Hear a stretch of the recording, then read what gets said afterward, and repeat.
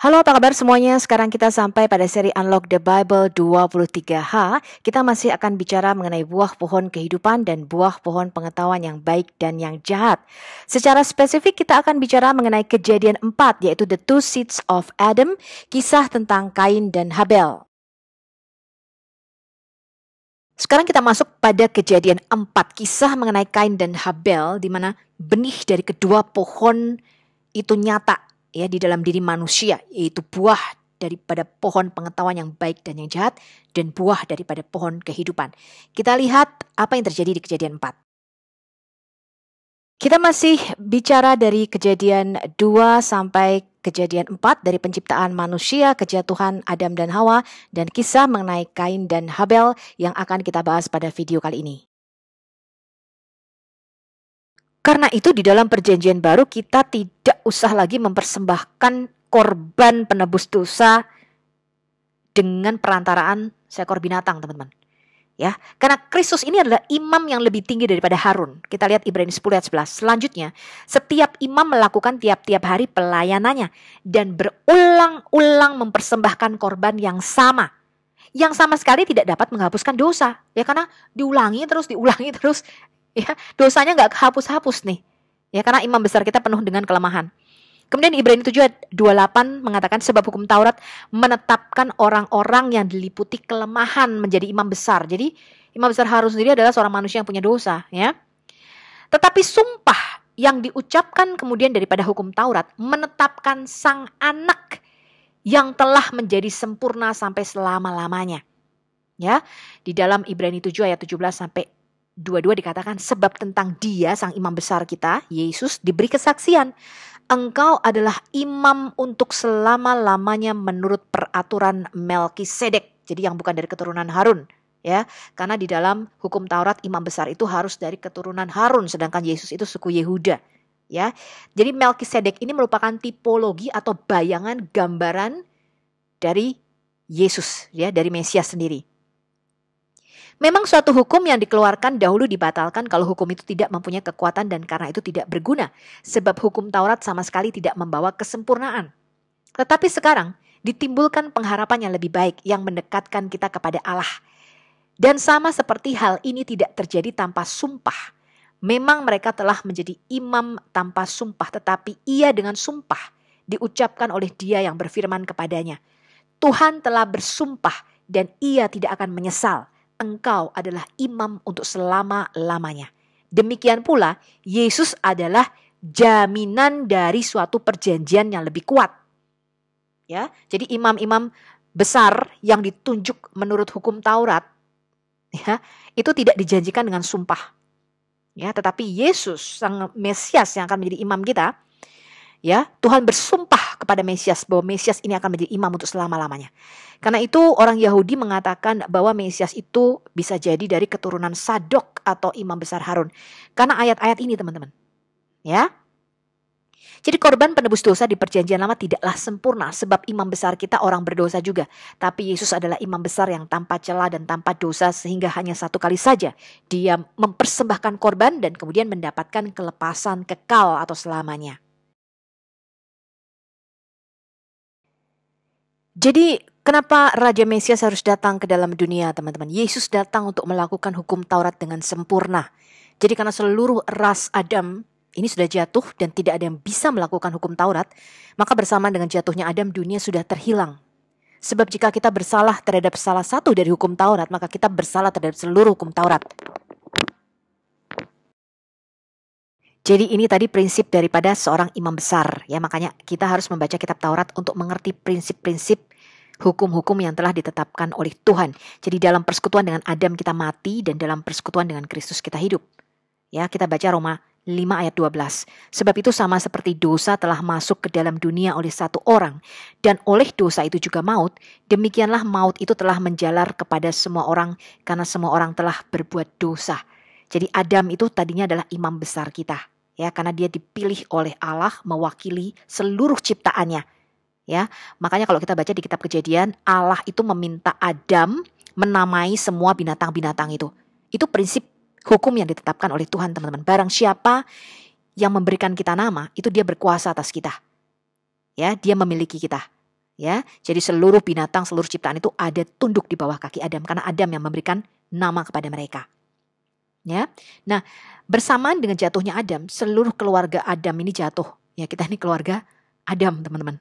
Ya. Nah, di dalam Yesus yaitu Adam yang terakhir, ya, Adam yang baru, maka kita semua ini dipulihkan dan diangkat, ya. Nah, sebab jika oleh dosa satu orang maut telah berkuasa oleh satu orang itu, maka lebih benar lagi mereka yang telah menerima kelimpahan kasih karunia dan anugerah kebenaran akan hidup dan berkuasa oleh karena satu orang itu, yaitu Yesus Kristus. Sebab itu sama seperti oleh satu pelanggaran semua orang beroleh penghukuman, demikian pula oleh satu perbuatan kebenaran semua orang beroleh pembenaran untuk hidup. Jadi sama seperti oleh ketidaktaatan satu orang, semua orang telah menjadi orang berdosa, demikian pula oleh ketaatan satu orang, semua orang menjadi orang benar. Ini Roma 5 ayat 17-19. Kenapa? Ya karena Adam itu ditetapkan Tuhan sebagai imam besar kita. Nah sedangkan di dalam kitab imamat tadi kita melihat kalau imam besarnya itu jatuh dalam dosa, maka bukan hanya dia saja yang jatuh dalam dosa, seluruh bangsanya ikut jatuh, teman-teman. Ya, ke dalam dosa. Ini prinsip yang ditetapkan oleh Tuhan. Ya, karena itu Muslim selalu tidak mengerti yang namanya kok dosa warisan dan sebagainya. Karena mereka tidak menerima kitab Taurat Musa dan seluruh kitab para nabi. Ya, makanya tidak mengerti prinsip ini. Lalu mengapa hukum Taurat ini diberikan, teman-teman? Di Galatia 3 ayat 19-24 dikatakan, kalau demikian, apakah maksudnya hukum Taurat? Hukum Taurat itu ditambahkan oleh karena pelanggaran-pelanggaran sampai datang keturunan yang dimaksud oleh janji itu. Siapa keturunan ini? Benih Abraham ini. Yesus Kristus, kata Rasul Paulus. Dan ia disampaikan dengan perantaraan malaikat-malaikat ke dalam tangan seorang pengantara. Ya, jadi ini bukan malaikat-malaikat yang bersayap, itu bukan. Maksudnya utusan-utusan para nabi. Ya, jadi Injil itu disampaikan oleh para nabi. Nah, seorang pengantara ini bukan hanya mewakili satu orang saja, sedangkan Allah adalah satu. Kalau demikian, bertentangankah hukum Taurat dengan janji-janji Allah? Sekali-kali tidak. Sebab andai kata hukum Taurat diberikan sebagai sesuatu yang dapat menghidupkan, maka memang kebenaran berasal dari hukum Taurat. Tapi kitab suci telah mengurung segala sesuatu di bawah kekuasaan dosa, supaya oleh karena iman dalam Yesus Kristus, janji itu diberikan kepada mereka yang percaya. Sebelum iman itu datang, kita berada di bawah pengawalan hukum Taurat dan dikurung sampai iman itu telah dinyatakan. Jadi hukum Taurat adalah penuntun bagi kita sampai Kristus datang supaya kita dibenarkan karena iman. Kemudian kenapa hukum Taurat ini diberikan, teman-teman? Hukum Taurat itu diberikan bagi kanak-kanak rohani, ya, diberikan menjadi wali atau penuntun sampai janji mengenai kedatangan Mesias itu digenapi. Nah, sekarang kita baca dulu Galatia 4 ayat 1-7. Yang dimaksud ialah selama seorang ahli waris belum akil balik, sedikit pun ia tidak berbeda dengan seorang hamba.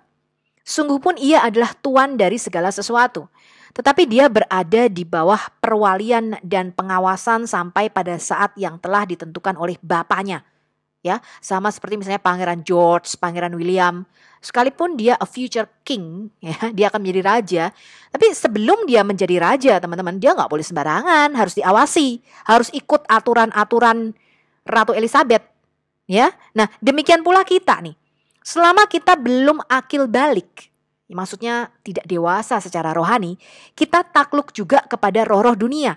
Tetapi setelah genap waktunya, maka Allah mengutus anaknya yang lahir dari seorang perempuan dan takluk kepada hukum Taurat. Dia diutus untuk menebus mereka yang takluk kepada hukum Taurat supaya kita diterima menjadi anak. Dan karena kamu adalah anak, maka Allah telah menyuruh roh anaknya ke dalam hati kita, yang berseru ya Aba, ya Bapa. Jadi kamu bukan lagi hamba melainkan anak. Jikalau kamu anak, maka kamu juga adalah ahli-ahli waris oleh Allah. Ya. Jadi sebelum Mesias itu datang, kita itu ada di bawah pengawasan hukum Taurat, teman-teman. Yohanes 1 ayat 17, ini ayat hafalan kita. Sebab hukum Taurat diberikan oleh Musa, tetapi kasih karunia dan kebenaran datang oleh Yesus Kristus. Jadi hukum kasih karunia atau hukum roh kehidupan ini merupakan antitesis, berlawanan dari hukum Taurat. Ya, kita kemarin sudah belajar sistem kerajaan surga. Nah, hukum kasih karunia inilah yang menyelamatkan kita dari hukum dosa dan hukum maut. Ya, kalau Anda tidak menerima hukum kasih karunia ini, Anda tetap berada di dalam dosa dan di dalam kematian kekal. Kasih karunia dan kebenaran, grace and truth, itu bukan sesuatu, melainkan seorang pribadi yang namanya ketika masuk ke dalam dunia adalah Yesus Kristus, ya, atau Yeshua HaMashiach. Nah, inilah yang harus kita mengerti, teman-teman. Ketika Yesus mengatakan akulah jalan, kebenaran, dan hidup, apa sih kebenaran, teman-teman? Ya, kalau Anda bertanya kepada Muslim, kebenaran itu apa? Kebenaran itu artinya orisinil, asli. Ya, kalau Anda beli barang itu ada yang asli, ada yang palsu, ada yang orisinil, ada yang KW. Yesus mengatakan akulah yang aslinya, di luar aku semuanya palsu.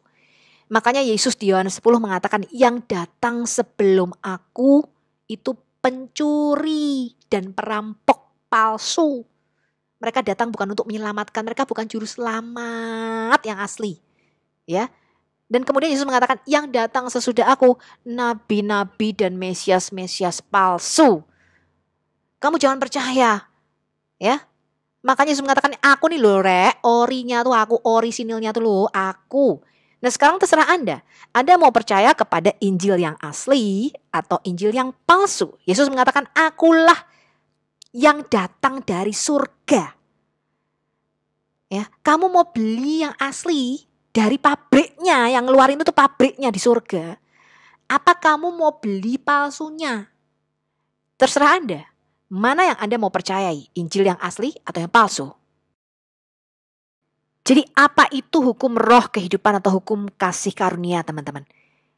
Hukum roh kehidupan atau hukum kasih karunia ini merupakan Taurat yang lebih tinggi daripada Taurat yang hanya ditulis di loh-loh batu yang dilanggar dari sejak zaman Adam sampai pada kedatangan Yesus. Ya. Taurat rohani yang ditulis di dalam loh hati manusia. Ini menggenapi Yeremia 31 ayat 33. Maka inilah perjanjian yang kuadakan dengan kaum Israel sesudah waktu itu. Demikianlah firman Tuhan. Aku akan menaruh Tauratku dalam akal budi mereka. Dalam hati kita, di dalam loh hati kita. Dan menuliskannya, jadi Allah akan menuliskan Tauratnya di dalam hati kita.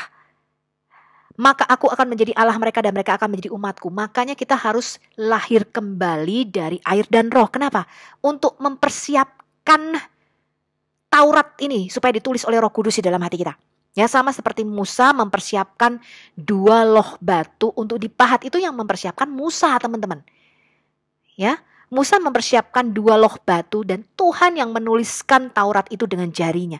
Maka kita pun harus lahir kembali untuk mempersiapkan loh hati kita ini supaya menjadi hati yang bersih, ya. Karena dikatakan dengan dibaptis kita memintakan hati nurani yang bersih, ya. Hati kita yang sudah kotor itu dibersihkan dulu dengan cara kita dibaptis di dalam air, ya. Kemudian Roh Kudus akan menuliskan Tauratnya di dalam hati kita.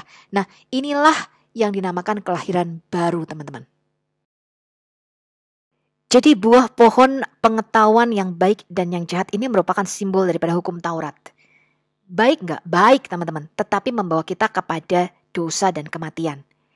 Nah, di dalam perjanjian yang baru, kita melayani bukan dari buah pohon pengetahuan yang baik dan yang jahat, tetapi dari buah pohon kehidupan, yaitu Yesus itu sendiri.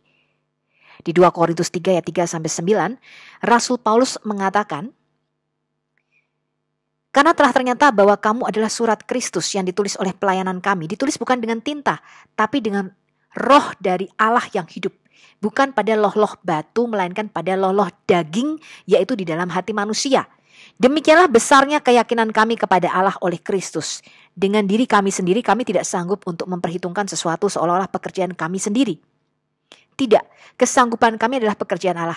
Dialah yang membuat kami juga sanggup menjadi pelayan-pelayan dari suatu perjanjian baru yang tidak terdiri dari hukum yang tertulis.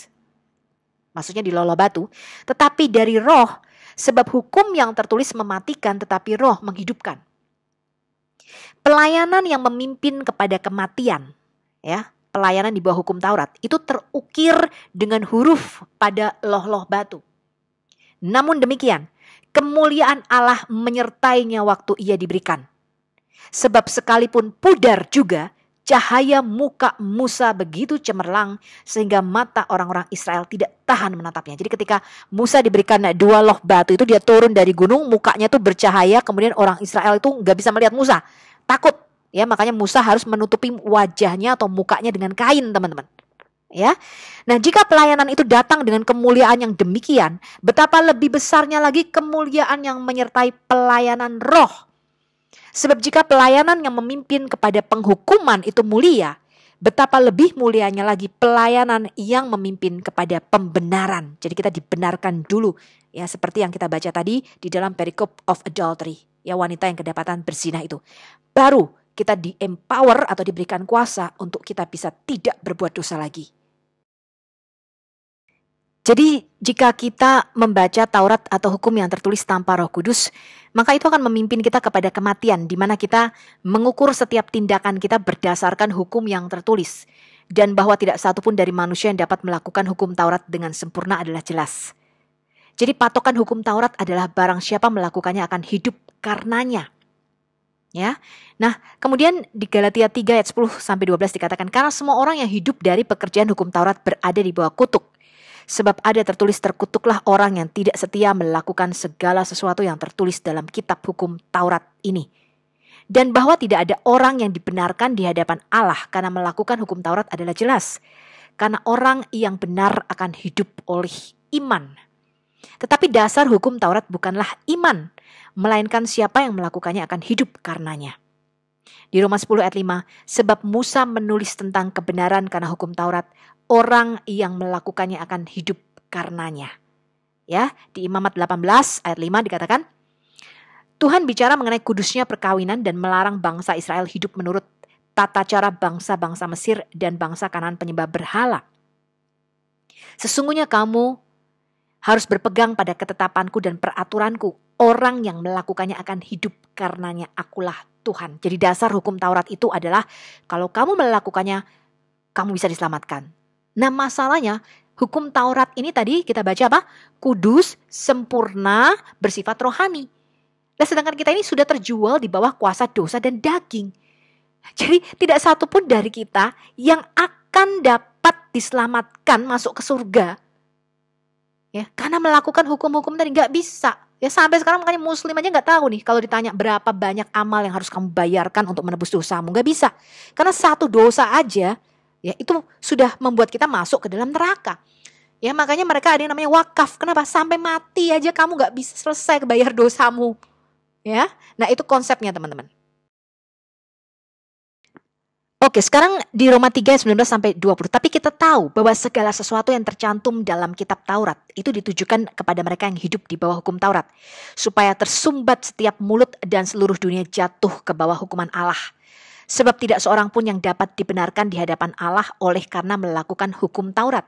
Karena justru oleh hukum Taurat orang mengenal dosa. Tadi loh teman-teman ya, seperti cermin. Ya, jadi kita tidak dapat mengelak dari hukuman Tuhan. Kenapa? Ya, ketika nanti kita menghadap Tuhan, kemudian kita mengatakan, oh Tuhan, aku tidak membunuh, aku tidak mencuri, aku tidak begini, aku tidak begitu, kelihatannya. Ya, tetapi begitu kita dikasih cermin sama Tuhan, waduh, itu kelihatan semua tuh. Ternyata banyak sekali nih noda-noda hitam-hitam di dalam diriku. Ya, ketika kamu dihadapkan oleh hukum Taurat, kamu tahu kamu nggak bisa mengelak. Ya, karena apa? Ada bukti-buktinya bahwa kamu telah berdosa. Tidak seorang pun dari kita yang tidak melakukan dosa. Ya, dan ketika itu cermin itu yang merupakan hukum Taurat itu dihadapkan, kita nggak bisa mengelak. Lalu celaka teman-teman. Siapa yang bisa nyelamatin kita nih dari penghukuman Allah? Makanya kita memerlukan seorang goel atau seorang penebus, seorang juru selamat. Karena hukum Taurat ini hanyalah sebuah cermin, dia nggak bisa menyelamatkan kita. Dia hanya bisa menunjukkan bahwa kita ini berdosa, maka dikatakan tersumbatlah setiap mulut dan seluruh dunia jatuh di bawah hukuman Allah. Jadi jika kita membaca kitab suci oleh roh, Mereka akan bersaksi tentang Yesus dan akan datang kepada kehidupan atau pohon kehidupan itu. Kitab suci itu dimaksudkan untuk menjadi kesaksian tentang Yesus. Maka Yesus mengatakan demikian, kamu menyelidiki kitab-kitab suci, sebab kamu menyangka bahwa olehnya kamu mempunyai hidup yang kekal. Tetapi walaupun kitab-kitab suci itu memberi kesaksian tentang aku, namun kamu tidak mau datang kepadaku untuk memperoleh hidup itu. Yohanes 5 ayat 39. Jadi Yesus mengatakan kalau kamu mau hidup yang kekal, ya, kitab-kitab suci itu hanya memberi petunjuk tentang aku, sang pohon kehidupan itu. Kalau kamu mau hidup yang kekal, kamu harus makan dari dagingku, minum dari darahku. Baru kamu mempunyai hidup yang kekal di dalam dirimu. Nah, roh itu diutus untuk memimpin kita ke Dia yang ada di dalam kitab suci dan ke dalam semua aspek kehidupan kita.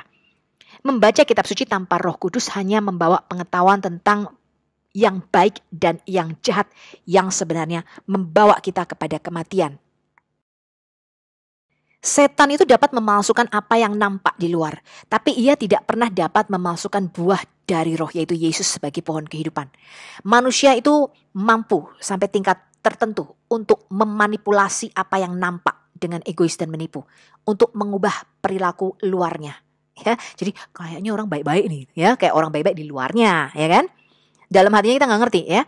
Nah, hanya Roh Kudus yang dapat mengubah hati seseorang. Nah, perjuangan antara hukum Taurat dan kasih karunia ini adalah perjuangan, ya, atau struggling. Ya, struggling itu apa ya? Pergulatan. Ya, sebenarnya pergulatan, ya. Pergulatan antara hukum Taurat dan kasih karunia ini merupakan pergulatan antara daging dan roh kita. Ini adalah sumber perselisihan batin yang menimpa kebanyakan orang Kristen. Ya, termasuk saya, teman-teman. Jadi roh kita itu ingin melakukan yang baik, tapi kok daging kita ini kayaknya pengen ngamuk-ngamuk dan marah-marah gitu, ya. Emosi jiwa. Ya, roh kita ini kayaknya pengen berbuat baik, tapi aduh pikiran kita ini jahat sama orang, ya, dendam sama orang, benci sama orang, pikiran kita ini buruk, berzinah di dalam pikiran kita, ya. Nah, ini merupakan pergulatan kita, ya. Ini juga merupakan satu-satunya titik konflik terbesar antara kebenaran yang membebaskan manusia dan kebohongan, ya, yaitu musuh yang dimaksudkan untuk menindas dan menaklukkan mereka. Jadi mana yang lebih kuat nih, daging kita apa roh kita? Nah, pada hari ketiga penciptaan, Tuhan itu menetapkan hukum jasmani dan rohani yang sangat penting. Ya, kalau Anda baca di kitab Kejadian 1, pada hari ketiga, Dia menciptakan apa, teman-teman? Tumbuh-tumbuhan. Ya, dengan cara syamah. Syamah itu artinya bring forth atau mengeluarkan. Jadi Tuhan memerintahkan tanah untuk brings forth, untuk mengeluarkan tumbuh-tumbuhan. Ya, Dia memerintahkan bahwa pohon itu hanya akan berbuah dari jenisnya sendiri dan hanya akan menghasilkan benih menurut jenisnya sendiri. Ya, ini Anda bisa baca di Kejadian 1 ayat 11 sampai 12. Buah dari kedua pohon ini akan selamanya terpisah dan berbeda. Ya, seperti Tuhan Yesus juga bersaksi, karena tidak ada pohon yang baik yang menghasilkan buah yang tidak baik, juga tidak ada pohon yang tidak baik yang menghasilkan buah yang baik. Sebab setiap pohon dikenal pada buahnya. Ya, jadi misalnya pohon duren itu kan dia berbuah duren gitu, ya. Pohon rambutan, ya buahnya rambutan. Pohon apel, ya, pohon jeruk gitu, ya. Nah, Tuhan Yesus mengatakan karena dari semak duri orang tidak bisa memetik buah ara, dan dari duri-duri tidak bisa memetik buah anggur. Kamu gak bakal bisa, ya, sampai kiamat nyari buah anggur dari semak duri, gak bisa. Ya, jadi orang yang baik itu mengeluarkan barang yang baik dari perbendaharaan hatinya yang baik. Dan orang yang jahat itu mengeluarkan barang yang jahat dari perbendaharaannya yang jahat. Karena yang diucapkan mulutnya itu meluap dari hatinya. Matius 6 ayat 43 sampai 45. Ya, Galatia 6 ayat 7 mengatakan jangan sesat. Allah tidak membiarkan dirinya dipermainkan. Karena apa yang ditabur orang itu juga yang akan dituainya. Kita tidak dapat menghasilkan buah kehidupan selama kita mengambil atau makan dari buah pohon pengetahuan yang baik dan yang jahat ini. Ya, ini adalah hukum tabur tuai. Jadi Tuhan mau ngomong gini nih. Ya, Dia menetapkan satu hukum kehidupan, di mana kalau kamu itu nanam biji jeruk, kamu sampai kiamat jangan berharap tumbuhnya pohon apel. Ya, karena Tuhan sudah mengatakan, biarlah segala tumbuh-tumbuhan menghasilkan jenisnya sendiri. Ya, ini yang kita sebut di dalam modern science sebagai DNA. Ya, jangan harap kalau yang kamu tanam itu biji jeruk, Terus kamu doa sama Tuhan, Tuhan berilah mujizat dan keajaiban, biarlah tumbuh pohon apel. Nggak bisa teman-teman. Nggak bisa. Ya, karena itu bertentangan dengan hukum kehidupan yang sudah Tuhan berikan. Nah, demikian juga jika kita mengambil bagian dari pohon kehidupan, kita tidak akan menghasilkan buah dari pohon pengetahuan yang akan memimpin kita kepada kematian. Sebuah pohon hanya bisa menghasilkan buah menurut jenis pohonnya sendiri. Nah, itulah sebabnya teman-teman nanti kita belajar mengapa Yesus itu dibangkitkan pada hari ketiga. Karena Yesus mengumpamakan tubuh manusia ini seperti biji tanaman yang harus mati, seperti benih tanaman, ya spora, yang harus mati ke dalam tanah, maka dia bisa menghasilkan satu kehidupan yang baru. Karena Tuhan itu menciptakan tumbuh-tumbuhan pada hari ketiga. Ya, nanti kita belajar mengapa Yesus harus dibangkitkan pada hari ketiga. Karena pada hari ketiga lah Tuhan menciptakan yang namanya tumbuh-tumbuhan. Maka Yesus mengatakan kebangkitan orang mati itu sama seperti benih yang harus jatuh ke dalam tanah. Dia harus mati, kemudian menghasilkan muncul benih atau pohon yang baru. Ya, demikian juga di dalam suratnya Rasul Paulus mengatakan bahwa kebangkitan tubuh itu sama seperti tubuh tanaman. Ya, makanya harus bangkit pada hari ketiga. Ini merupakan satu hint atau petunjuk daripada Tuhan Yesus. Dan ini yang kita sebut dengan gematria di dalam Alkitab kita. Jadi angka 3 itu jika ditetapkan di dalam Alkitab kita pertama kalinya di kitab Kejadian, itu konsisten terus teman-teman. Makanya Yesus kalau memberikan perumpamaan tidak pernah lari daripada ini. Jadi Alkitab kita tuh konsisten ya, nggak pernah mencela-mencela. Referensi Alkitab tentang pohon ini kadang-kadang juga merupakan simbol dari garis keturunan keluarga. Jadi agar Kristus itu bisa menjadi manusia, maka benihnya harus ditaburkan di dalam manusia. Ya, juga agar manusia pendosa itu muncul di dalam diri manusia, benih itu juga harus ditaburkan pada manusia. Makanya iblis itu membujuk Hawa untuk makan buahnya. Kenapa? Karena harus masuk ya di dalam diri manusia, benihnya itu harus masuk di dalam diri manusia sehingga dia terinfeksi oleh dosa. Ya. Buah dari benih itu tidak dapat dituai jika tidak ditanam terlebih dahulu. Iblis melalui penipuan menaburkan benih manusia pendosa di dalam diri Adam dan Hawa. Sehingga semua benih atau spermanya Adam yang dihasilkan ini sudah memiliki natur dosa. Ketika Adam dan Hawa makan dari buah pohon pengetahuan yang baik dan yang jahat, mereka ditakdirkan untuk mengabadikan buah dari pohon itu. Akibatnya kematian menyebar ke seluruh keturunannya. Tetapi Tuhan di dalam kasih karunia dan belas kasihannya menentukan bahwa dia akan menebus kesalahan mereka. Dia menanam dalam diri manusia benih yang baru yang akan menghasilkan kembali pohon kehidupan itu. Jadi Yesus adalah manusia yang sejati, yang sulung, the firstborn of all creation.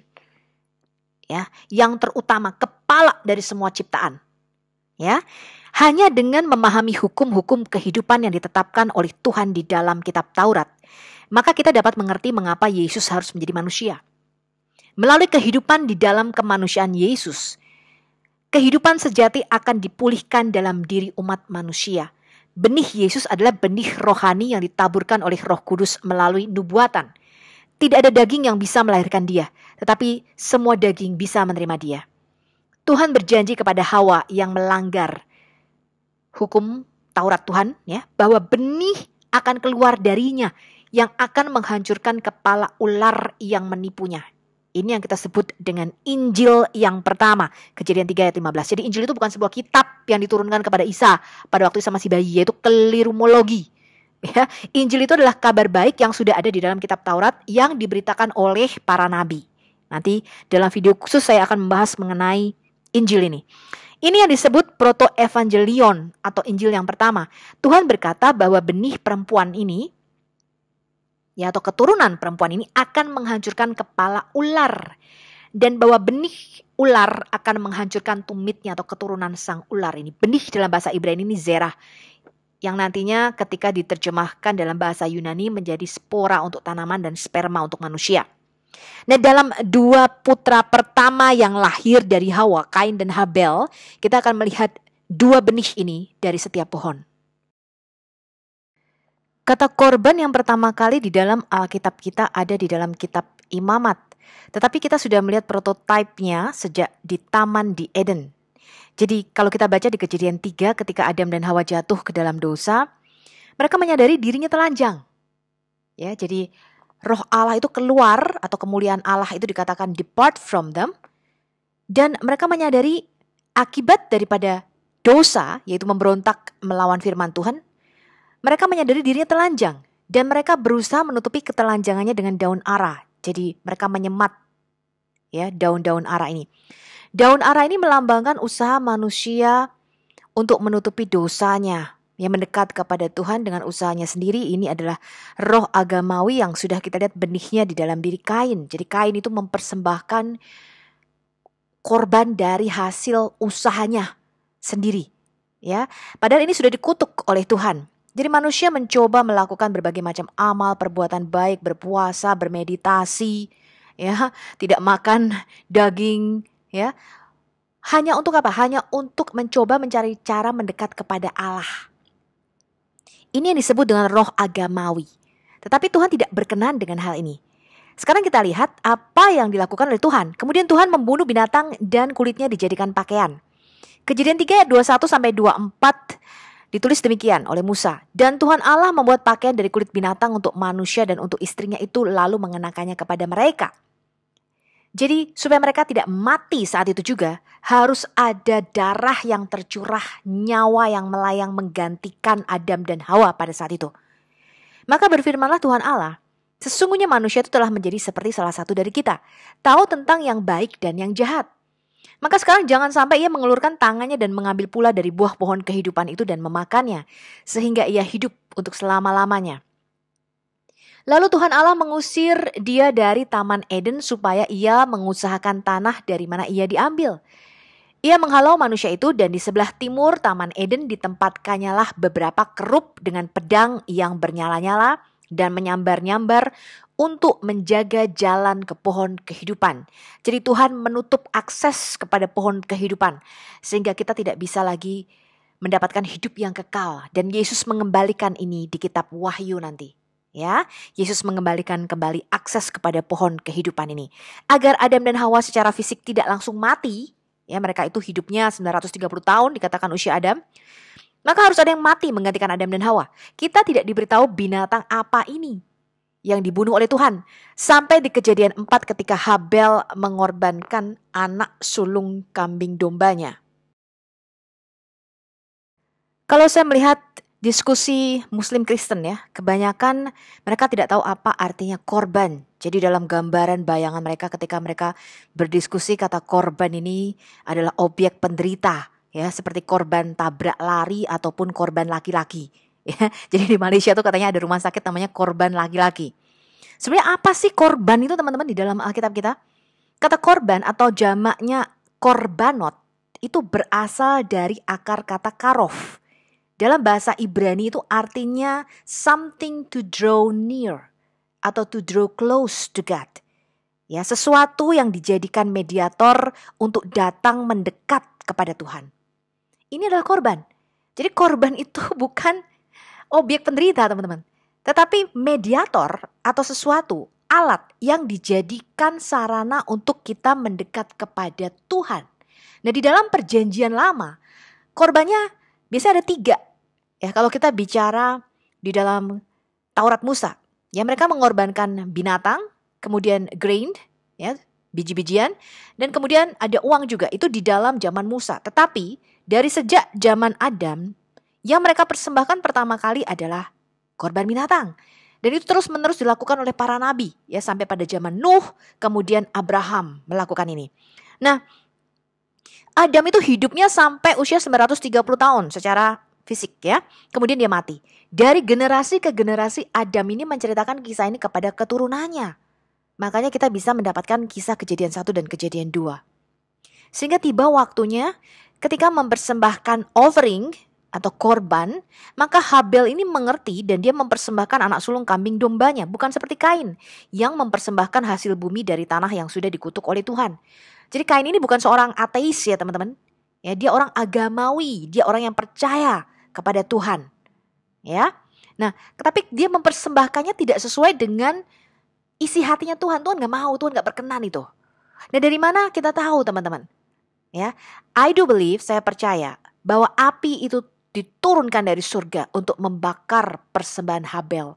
Itu yang disebut dengan olah korban atau korban bakaran.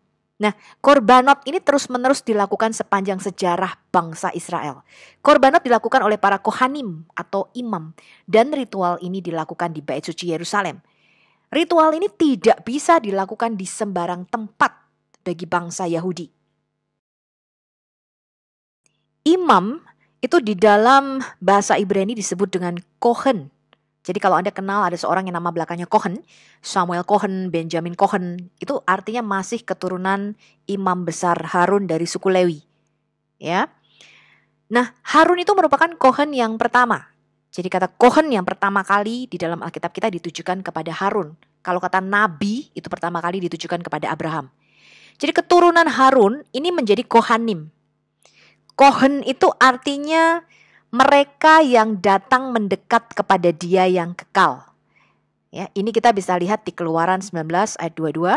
Juga para imam yang datang mendekat kepada Tuhan haruslah menguduskan dirinya supaya Tuhan jangan melanda mereka. Jadi imam ini mempunyai tempat yang spesial. Ya, bahkan dikatakan mereka tidak boleh kawin dengan sembarang orang. Nggak boleh kawin sama janda, apalagi sama pelacur. Karena keturunannya harus kudus. Kenapa? Karena imam ini adalah orang yang datang mendekat kepada Tuhan. Tugas imam ini mempersembahkan korbanot. Jadi dia ini menutup gap, ya, jarak antara manusia dengan Tuhan. Jadi ketika manusia dengan Tuhan ini kita berdosa terhadap Tuhan, maka ada gap, ada jurang pemisah, ya namanya, antara kita dengan Tuhan. Ada dinding pembatas, dikatakan yang memisahkan kita, menjadi tembok atau penghalang antara kita dengan Tuhan adalah dosa kita. Nah, tugas imam ini menutup gap ini, menutup jurang antara manusia dengan Tuhan dengan jalan mempersembahkan korbanot. Makanya nggak boleh sembarangan nih, kalau salah mati. Jadi nanti kalau kita belajar, ya, ketika kita belajar kitab Keluaran dan Imamat, ya, gimana caranya imam besar itu masuk ke dalam ruang Maha Kudus, mereka itu dikasih giring-giring, gemerincing, ya, jadi kasih rantai yang panjang di bajunya, ya. Jadi kalau mereka mati, mereka berdosa mati di ruang Maha Kudus, itu nanti mayatnya diseret keluar, ya. Itu nggak boleh sembarangan teman-teman, imam ini, ya. Nah, tugas imam ini mempersembahkan korbanot yang menutup jarak gap antara manusia dengan Tuhan. Tuhan menyuruh Musa itu membangun Mishkan. Mishkan itu artinya tempat kediaman, ya, tempat kudus di mana korbanot dipersembahkan agar Tuhan dapat tinggal di antara umat Israel. Kita sudah belajar, ya. Tuhan ingin bertabernakel atau berdiam di antara kita. Ini ada di Keluaran 25 ayat 8. Jadi mempersembahkan korbanot adalah salah satu cara untuk mendekatkan Tuhan dan bangsa Israel. Korbanot itu digunakan untuk mendekatkan manusia kepada Tuhan. Kalau pada zaman Musa, orang Israel itu membawa persembahan hewan, biji-bijian, grains, dan uang, ya, atau ya emas perak gitu, ya, kepada Kohanim. Dan Kohanim ini pada gilirannya mempersembahkannya sebagai korban kepada Tuhan. Ini adalah proses utama yang digunakan untuk menghubungkan orang Yahudi kuno dengan Tuhan. Jadi orang-orang menyerahkan harta mereka yang berharga sebagai simbol pengabdian mereka kepada Tuhan, dan ini menjadi bagian terpenting dari penyembahan orang Yahudi. Namun ini tidak bisa dilakukan di sembarang tempat. Sejak tahun 70 Masehi ketika Bait Suci Yerusalem itu dihancurkan oleh Jenderal Titus, sampai sekarang mereka tidak bisa lagi mempersembahkan korban ini. Jadi mereka menggantinya dengan sidur-sidur. Mereka menggantinya dengan apa?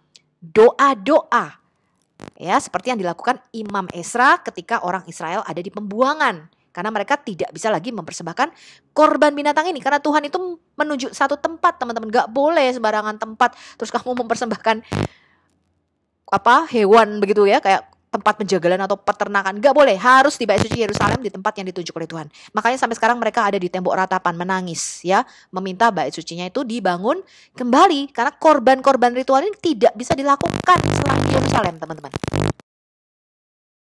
Sekarang kita mau melihat konsep korbanot di dalam Yahudi. Ada 3 konsep dasar yang mendasari korbanot. Yang pertama adalah aspek memberi. Seorang berkorban ini menuntut pelepasan sesuatu yang menjadi milik orang tersebut, ya, yang membuatnya menjadi persembahan. Jadi yang dikorbankan adalah hewan peliharaan, bukan hewan liar. Karena hewan liar tuh bukan milik siapa-siapa, jadi gak boleh nyolong kambingnya tetangga misalnya, ya, atau ngambil dari padang gitu. Waduh, ada kambing nih, aku persembahkan kepada Tuhan sebagai korban Bakaran gak boleh, mesti milikmu sendiri yang kamu pelihara. Ya, artinya kamu berkorban, ada sesuatu nih, ada sesuatu yang kamu persembahkan. Ya, bukan nyolong ya, apalagi kambingnya orang. Nah, demikian pula persembahan makanan itu biasanya dalam bentuk tepung atau makanan grains ya. Ini membutuhkan kerja keras untuk mempersiapkannya. Ya, jadi biasanya mereka akan mengolah tepung ya menjadi roti, lalu mereka persembahkan sebagai korban sajian namanya ya. Nanti kita belajar di dalam kitab Imamat ada berapa yang namanya korban-korban penebus dosa, korban persembahan di hadapan Tuhan itu ada berapa saja, nanti kita akan belajar di situ. Nah, konsep yang kedua adalah unsur substitusi atau penggantian. Idenya adalah bahwa barang yang dipersembahkan ini adalah pengganti orang yang membuat persembahan itu. Dan hal-hal yang dilakukan terhadap persembahan adalah hal-hal yang seharusnya dilakukan kepada orang yang memberi persembahan. Jadi persembahan itu dalam arti tertentu dihukum menggantikan si pemberinya. Ya, sangat menarik untuk dicatat bahwa setiap kali subjek korbanot dibahas dalam Taurat, nama Tuhan yang digunakan adalah nama 4 huruf yang menunjukkan belas kasihan Tuhan. Jadi biasanya gini teman-teman, cara mereka mempersembahkan korban penebus dosa nih. Mereka bawa domba, tidak boleh cacat, tidak boleh bercela, ya, satu keluarga satu domba, 1 ekor domba. Kemudian imam ini akan mengecek dulu nih, ya, dombanya kakinya patah enggak, kemudian bulunya gembel enggak, ya, mulus enggak, bagus enggak, ya kan? Nah, kalau dombanya tidak bercacat dan tidak bercela, bagus, ya, bisa dijadikan korban persembahan bagi Tuhan. Kemudian orang tadi yang berdosa tadi, ya, yang mempersembahkan korban ini, dia harus meletakkan tangannya di atas kepala domba itu. Dan dia harus mengakui segala dosa dan dosa keluarganya di situ. Ya, begitu juga kalau imam besar yang berdosa, imam besar harus mengakui semua dosanya dan dosa bangsa Israel. Artinya dosanya itu ditransferkan kepada domba ini. Yang tadinya seharusnya orang yang berdosa ini yang mati, maka hewan yang dikorbankan ini mati menggantikan orang tersebut. Darahnya dicurahkan, ya, kemudian dioleskan pada ujung-ujung tanduk mesbah korban bakaran. Ya, nah ini caranya orang pada waktu itu menebus dosanya setahun sekali. Nanti tahun depan ulangi lagi. Pokoknya tiap kali berdosa, gitu caranya. Ya, teman-teman ya, mempersembahkan korban penebus dosa atau korban penebus salah. Kemudian konsep penting ketiga adalah idenya adalah to draw near to God. Jadi untuk mendekat. Inti dari pengorbanan adalah untuk membawa seseorang lebih dekat dengan Tuhan. Korban dibawa dengan murni untuk tujuan berkomunikasi dengan Tuhan dan menjadi lebih dekat dengannya. Dan di dalam perjanjian baru, Yesus adalah anak domba Allah kita. Ya, jadi dialah yang menjadi substitusi atau pengganti semua dosa-dosa kita. Makanya ketika di atas kayu salib, ya, dikatakan seakan-akan kita meletakkan tangan atas Yesus dan semua dosa kita ditimpakan atas Yesus sehingga Yesus menjadi pengganti atau substitusi bagi kita. Sekarang kita melihat 2 benih dari Adam. Setelah pelanggaran Adam dan Hawa, Tuhan menubuatkan penyebaran dari 2 benih dalam diri manusia. Mereka yang akan merangkul sifat ular dan mereka yang memiliki sifat Kristus. Kain dan Habel dengan jelas mencerminkan benih-benih ini dan permusuhan mereka. Kain ada di dalam kita semua. Dia adalah anak sulung dan tipe manusia pertama Adam. Dia adalah dari bumi, seorang penggarap tanah. Ini ada di Kejadian 4 ayat 2. Ini menunjukkan karakteristik mendasar dari mereka yang akan kita rujuk sebagai benih Kain. Jadi orang yang berpikiran duniawi atau karnal. Ini termasuk semua yang belum benar-benar dilahirkan kembali oleh Roh. Sebagaimana Tuhan Yesus bersaksi, jika seseorang tidak dilahirkan kembali, ia tidak dapat melihat kerajaan Allah. Ini ada di Yohanes 3 ayat 3. Sama seperti kutukan pada ular untuk merangkak di perutnya, memaksanya untuk menyesuaikan diri dengan kontur bumi, sehingga benihnya terbatas pada yang alami, maka 1 Korintus 2 ayat 14 mengatakan, tetapi manusia duniawi tidak menerima apa yang berasal dari Roh Allah, karena hal itu baginya adalah suatu kebodohan dan ia tidak dapat memahaminya, sebab hal itu hanya dapat dinilai secara rohani. Jadi manusia duniawi yang digambarkan oleh Kain, ini sama dengan keadaan kita sebelum kutuk dosa itu dihapuskan oleh Yesus. Ketika kita lahir baru oleh Roh Kudusnya, kita mulai melihat dan berjalan di dalam realitas sorgawi. Sama seperti Yesus mengatasi hukum natural dan berjalan dalam hukum roh. Persembahan Kain ini mencerminkan hasil usaha manusia untuk mendekat atau korban kepada Allah atau roh agamawi. Jadi akar spiritual Kain dan Habel jelas terlihat dari persembahan yang mereka berikan yang dibawa kepada Tuhan. Kain membawa persembahan berupa biji-bijian yang dalam kitab suci melambangkan karya kita sendiri. Ini karena setelah jatuh tanah dikutuk, jadi bahwa itu hanya akan menghasilkan melalui kerja keras dan keringat manusia. Ini ada di Kejadian 3 ayat 17-19. Tumbuh-tumbuhan adalah buah dari keringat Kain. Kain berpikir bahwa pekerjaannya akan diterima kepada Tuhan sebagai korban. Keturunan dari benih Kain masih memakai cara ini. Semua yang belum mendapat wahyu tentang salib terus berusaha untuk menyeimbangkan kebaikan dan kejahatan di dalam diri mereka. Dan mereka percaya bahwa kebaikan yang mereka miliki akan lebih besar daripada kejahatan yang mereka lakukan. Sehingga membuat mereka merasa diterima oleh Tuhan. Jadi ini adalah sistem timbangan atau debit kredit. Ya, ini sama seperti orang-orang agamawi di luar Kristus, ya, atau di luar Kristen yang belum menerima salib Yesus. Semua amal saleh dan kebaikan yang kita tawarkan sebagai kompensasi atas dosa dan kejahatan kita, ini adalah penghinaan terhadap karya salib Yesus dan tidak akan pernah diterima oleh Bapa. Di dalam Yesaya 64 ayat 5-6 dikatakan, sesungguhnya engkau ini murka sebab kami berdosa. Terhadap engkau kami memberontak sejak dahulu kala. Demikianlah kami sekalian seperti seorang najis dan segala kesalehan kami seperti kain kotor.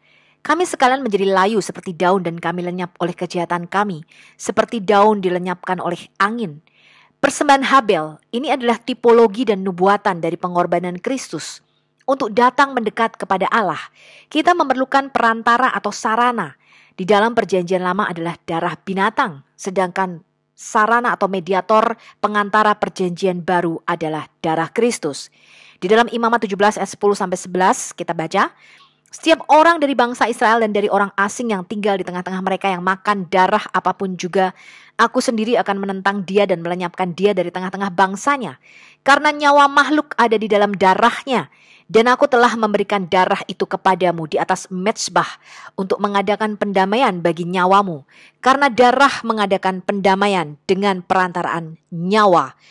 Ya, maka Tuhan melarang kita minum, makan darah apapun. Ya, karena itu merupakan lambang tipologi daripada nyawa yang harus dibayarkan sebagai ganti atas kematian, atas dosa-dosa kita, ya.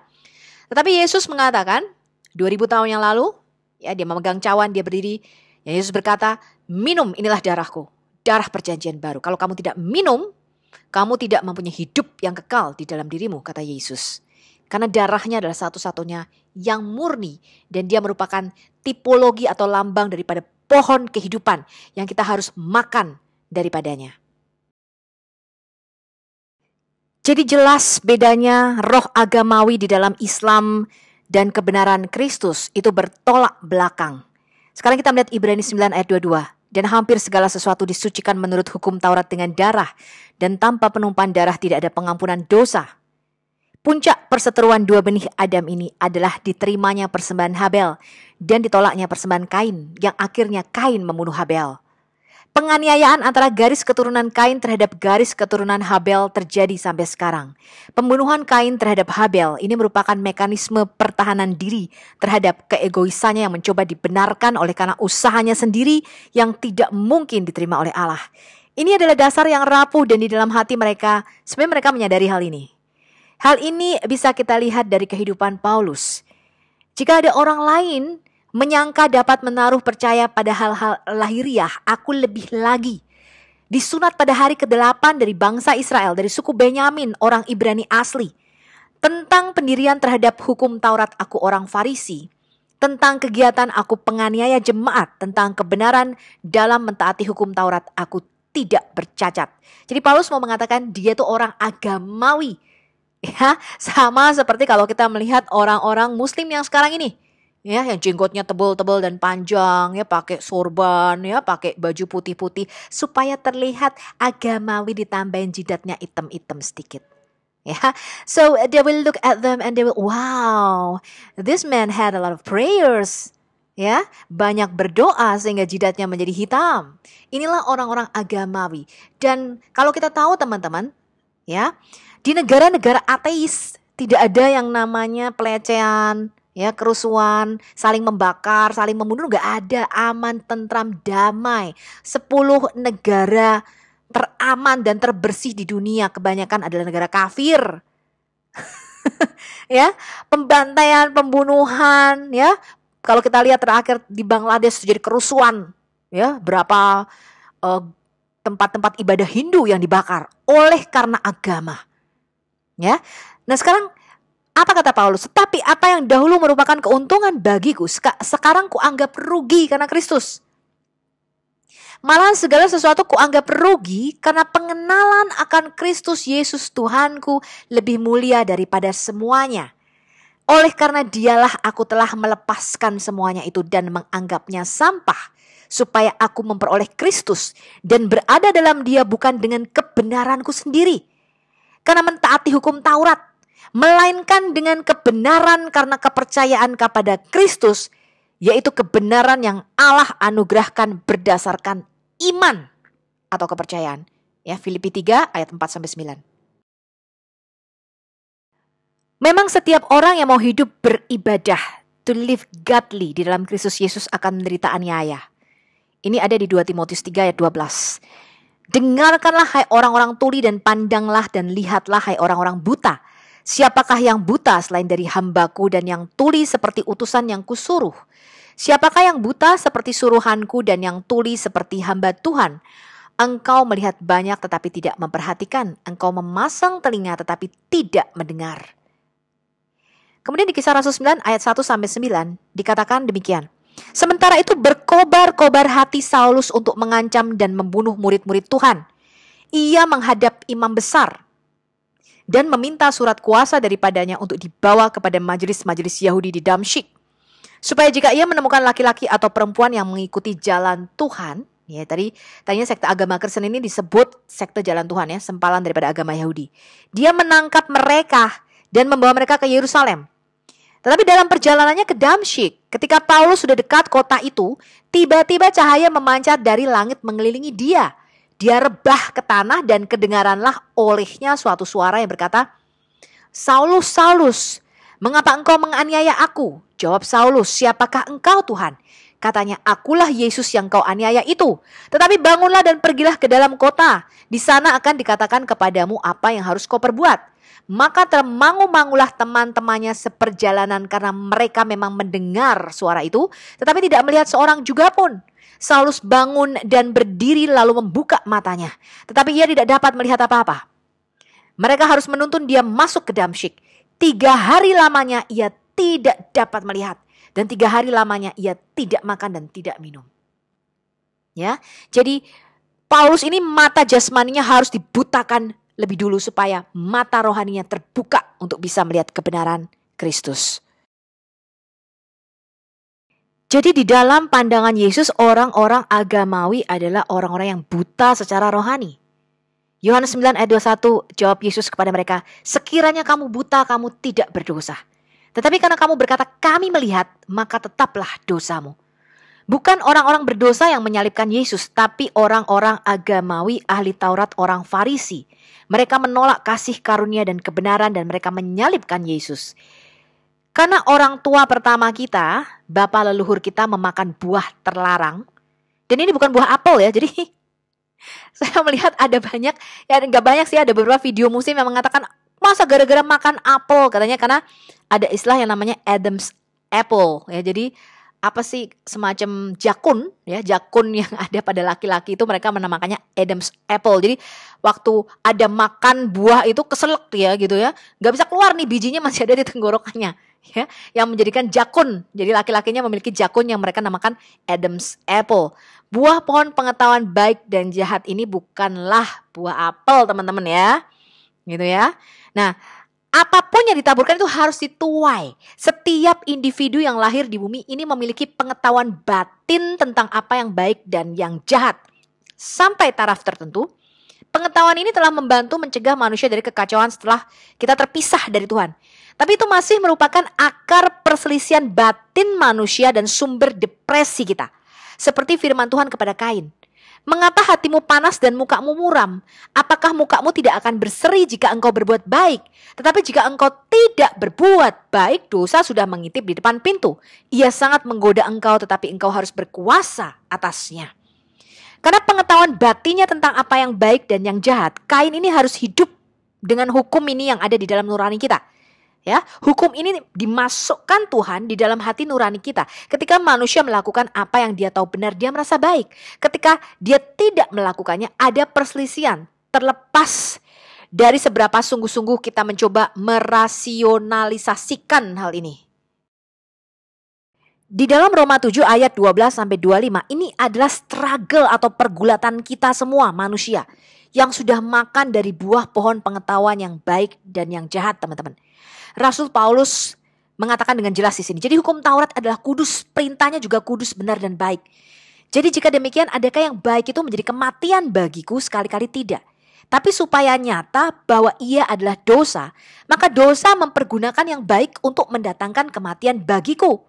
Supaya oleh perintah itu dosa lebih nyata lagi keadaannya sebagai dosa. Sebab kita tahu bahwa hukum Taurat adalah rohani. Tetapi aku bersifat daging terjual di bawah kuasa dosa. Jadi kita tidak bisa melakukan tuntutan hukum Taurat, teman-teman. Karena dia kudus sempurna. Ya, sebab apa yang aku perbuat aku tidak tahu. Karena bukan apa yang aku kehendaki yang aku perbuat. Ya, pengennya tuh kita berbuat baik. Tetapi apa yang aku benci itulah yang aku perbuat. Jadi jika aku berbuat apa yang tidak aku kehendaki, aku menyetujui bahwa hukum Taurat itu baik. Kalau demikian, bukan aku lagi yang membuatnya, tetapi dosa yang ada di dalam aku. Sebab aku tahu bahwa di dalam aku, yaitu di dalam aku sebagai manusia, tidak ada sesuatu yang baik. Sebab kehendak memang ada di dalam aku, tetapi bukan hal berbuat apa yang baik. Sebab bukan apa yang aku kehendaki, yaitu yang baik yang aku perbuat, melainkan apa yang tidak aku kehendaki, yaitu yang jahat yang aku perbuat. Jadi jika aku berbuat apa yang tidak aku kehendaki, maka bukan lagi aku yang membuatnya, tetapi dosa yang diam di dalam aku. Demikianlah aku dapati hukum ini. Jika aku menghendaki berbuat apa yang baik, yang jahat itu ada padaku. Sebab di dalam batinku aku suka akan hukum Allah. Tapi di dalam anggota-anggota tubuhku aku melihat hukum lain yang berjuang melawan hukum akal budiku. Dan membuat aku menjadi tawanan hukum dosa yang ada di dalam anggota-anggota tubuhku. Aku manusia celaka. Siapakah yang akan melepaskan aku dari tubuh maut ini? Tapi syukur kepada Allah, oleh Yesus Kristus Tuhan kita, dialah pohon kehidupan kita. Jadi dengan akal budiku aku melayani hukum Allah, tetapi dengan tubuh insaniku aku melayani hukum dosa. Jadi inilah kesimpulan kita di dalam perjanjian baru. Kalau kita mau ringkas dengan satu kata adalah menjadi serupa seperti Kristus. Ya, jadi tujuan orang Kristen adalah akal budi kita dibaharui dari hari lepas hari menjadi semakin serupa dengan anaknya yang adalah gambaran daripada manusia Allah yang sejati. Manusia diciptakan menurut gambar dan rupa Allah, dan kita hanya dapat mengetahui identitas diri kita, identitas asli kita ketika kita berada di dalam hubungan yang benar dengan Tuhan. Skizofrenia atau memiliki kepribadian ganda ini diakibatkan oleh rasa frustasi identitas. Skizofrenia manusia akan meningkat saat dia bergerak menjauh dari Tuhan, yang menurut gambarnya lah kita diciptakan. Sebaliknya, saat kita datang mendekat kepada Tuhan, kita menjadi tahu dengan jelas siapa kita yang sebenarnya. Saat kita mendekat kepadanya, kita akan menjadi orang yang paling konsisten, tegas, dan orang stabil yang paling pernah dikenal dunia. Situasi eksternal dan tekanan sosial tidak akan lagi membengkokkan dan membentuk kita. Jesus become the center of our life. Now, Yesus Kristus dikatakan tetap sama, baik kemarin, hari ini, maupun sampai selama-lamanya. Ibrani 13 ayat 8. Jadi bagi kita yang kekal itu bukan kitabnya. Alkitab itu merupakan grafe atau tulisan manusia mengenai sang logos atau sang firman itu. Jadi yang kekal itu firman Allah, yaitu Yesus Kristus. Ya, dia tidak pernah berubah. Tidak akan dunia mampu mengubah kita. Ketika pikiran kita telah diubahkan sehingga kita melihat dengan matanya, mendengar dengan telinganya, dan memahami dengan hatinya.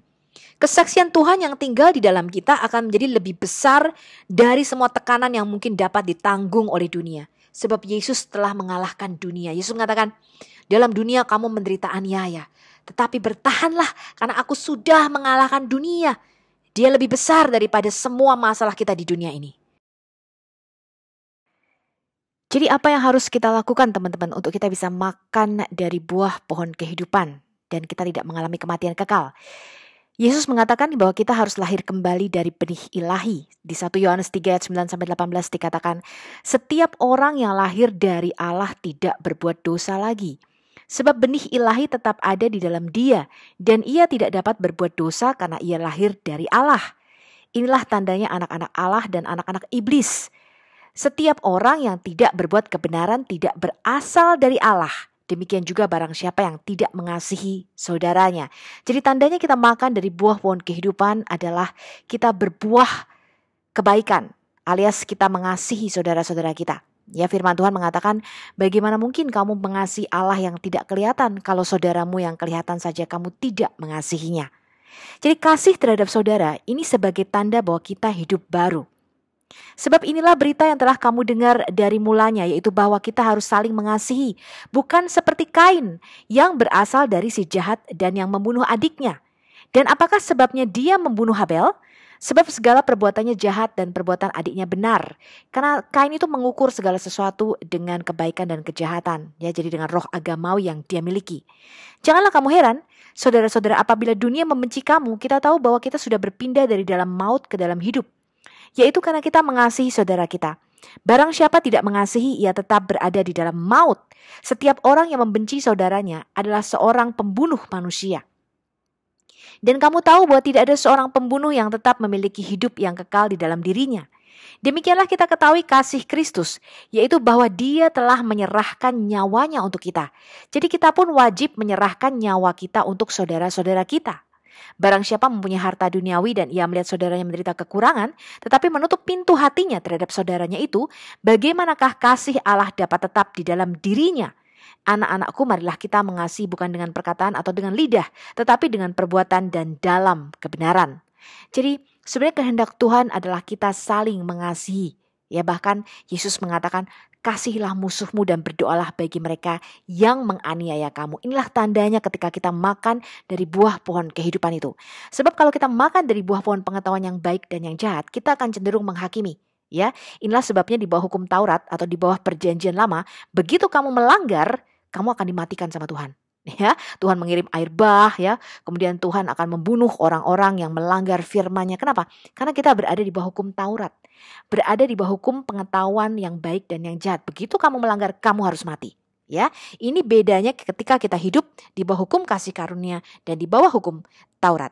Nah, pada video selanjutnya teman-teman kita akan membahas sampai pada Kejadian 11, ya, yaitu sejarah dunia purba secara menyeluruh. Sampai jumpa dan salam.